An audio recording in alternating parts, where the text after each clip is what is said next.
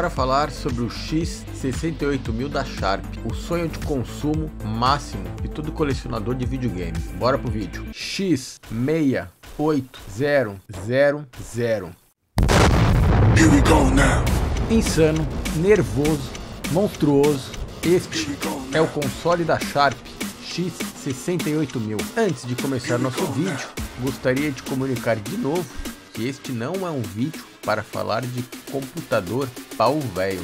Assim como o vídeo anterior, este vídeo é para falar sobre videogame, console de videogame. Como o X68000 era um computador voltado absurdamente para rodar games, é dele que nós vamos falar. Esquece computador. Provavelmente todo mundo hoje em dia conhece a Sharp. Ela já esteve muito forte no Brasil e por vários anos. Esta é uma corporação multinacional que possui sede no Japão e é especializada na produção de produtos eletrônicos. Ela foi fundada em 1912 e de lá para cá ela cresceu e se tornou muito forte no mercado de eletrônicos de consumo, eletrodoméstico, sistema de informação e solução de energia solar. Produz TVs, equipamento de áudio, geladeira, ar-condicionado, máquinas de lavar, forno de micro-ondas, smartphones e outras bugigangas. Atualmente, a Sharp tem uma reputação muito forte de desenvolver tecnologias avançadas de exibição, incluindo painéis de LCD e monitores OLED. A sua marca de televisores Asus é particularmente conhecida por suas telas de alta qualidade e recursos inovadores. Sempre foi uma empresa envolvida em tecnologia de ponta. Possui fábricas em todo o mundo. No ano de 1987, a Sharp viria a desenvolver um computador pessoal que se tornaria referência de potência e qualidade gráfica entre os computadores da época. Os jogos arcade estavam muito na moda, tanto no Japão como no mundo inteiro. Todo mundo queria jogar um jogo arcade em casa. Apesar de consoles do tipo Atari 2600, ColecoVision e todos os outros consoles da quarta geração terem cumprido até que de forma bem satisfatória este objetivo, a qualidade gráfica tinha como ser melhorada. E foi. Montado em cima do famoso processador Motorola 68000, este poderoso computador da Sharp oferecia gráficos avançados e um ótimo recurso de som. Com o passar do tempo, as suas especificações de hardware e compatibilidade com jogos de fliperama mostraram que este aparelho era uma das melhores escolhas para todos os que quisessem ter um computador doméstico que pudesse oferecer uma experiência de jogo da mais alta qualidade. Os recursos gráficos avançados do sistema permitiam gráficos de alta resolução e principalmente uma animação suave. Naquela época, tela colorida não era uma coisa tão comum e o X68000 possuía monitor com tela colorida e foi um dos recursos notáveis que contribuiu para sua popularidade entre os entusiastas de jogos e usuários de computador no Japão. Ele tinha a capacidade de gerar até 65.536 cores. Mais para frente neste vídeo, nós vamos ver os diferentes modelos que chegaram a ser feitos. Estas especificações variavam de modelo para modelo, mas basicamente, como foi dito, possuíam um Motorola 68000 que variava entre 10, 16, 25 e até 32 MHz. Quanto à memória RAM, possuía de 1 MB a 16 MB.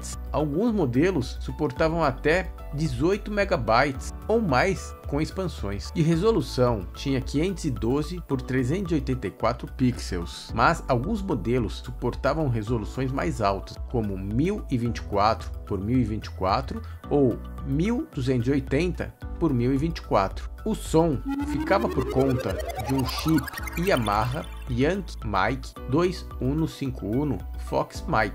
Muitos destes aparelhos possuíam um hardware de som adicional, como chip de som Ricoh Romeo Fox 5 Charlie 68 Papa Charlie Mike ou chip de som Roland Sierra Charlie Charlie. Inclusive Roland faz teclado, mas não de computador, para ficar tocando um pianinho lá, de boa.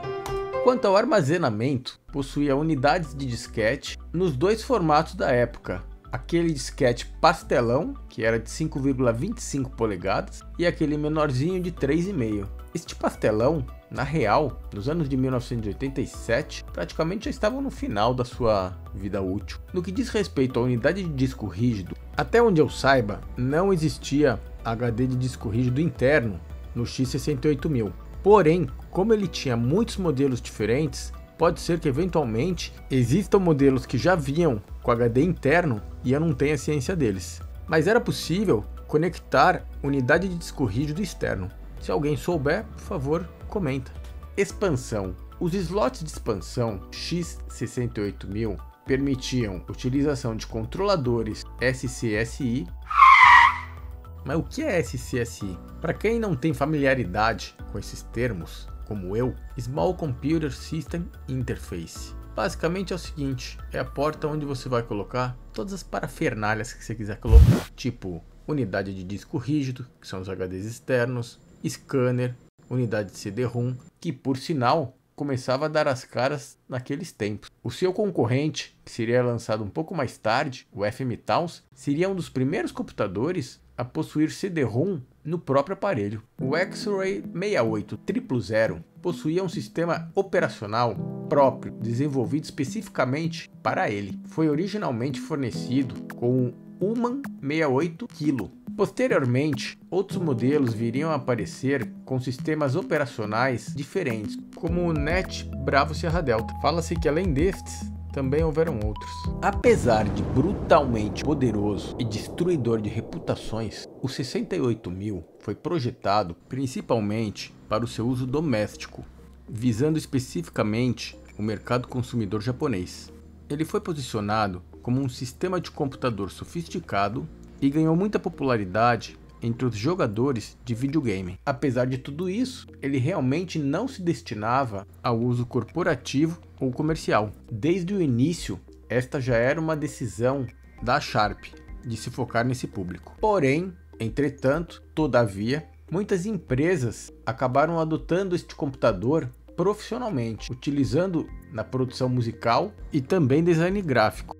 Mas definitivamente, o X68000 tinha potencial para uso corporativo ou profissional. Alguns computadores tentaram bater de frente com este aparelho da Sharp. Nem todos conseguiam. Os principais foram NEC PC 9800, produzida pela NEC Corporation. A série PC 9800 era uma linha popular de computadores pessoais que oferecia hardware de alto desempenho semelhante ao X68000 e compatibilidade com uma ampla gama de software. O já comentado no vídeo anterior, Fujitsu FM Towns, monstro. A série FM Towns da Fujitsu apresentava um hardware poderoso, uma interface gráfica do usuário e uma biblioteca de software diversificada, incluindo jogos e aplicativos multimídia. Commodore Amiga.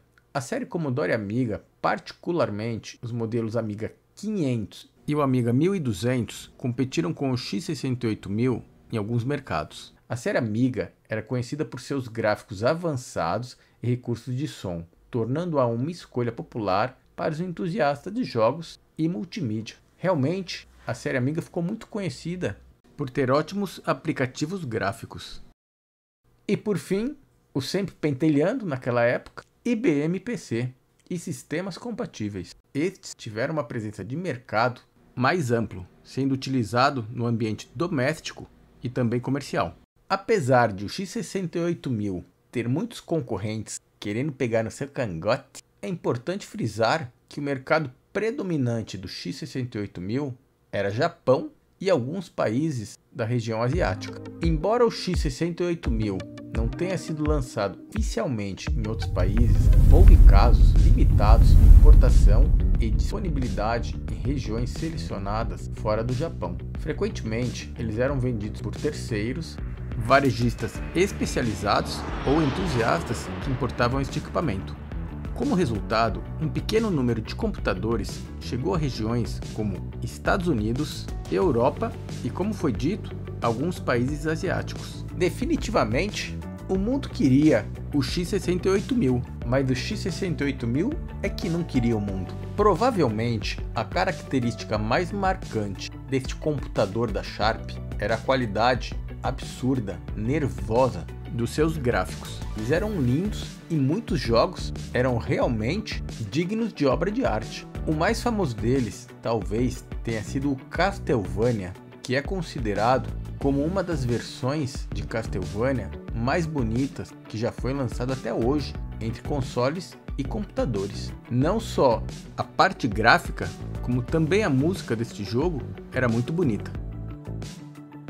Entre os principais jogos considerados como os mais bonitos que rodavam nesta belezinha, temos Akumajou Drácula, da série Castlevania. É um jogo de plataforma, de ação visualmente impressionante, com fundos atmosféricos e animação suave.